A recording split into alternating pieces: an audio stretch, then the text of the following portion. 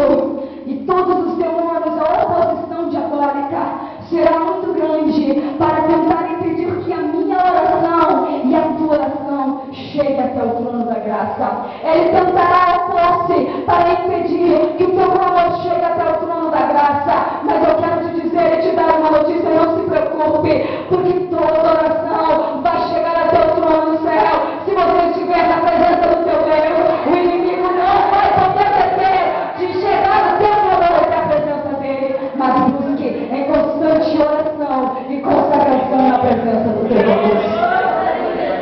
Satanás e a fraqueza humana vai tentar impedir e apagar do nosso coração a chama e a vontade de buscar a presença de Deus, o desejo de nos achegarmos até Ele, o desejo de orar uma vez mais. Eu quero te dizer que em muitos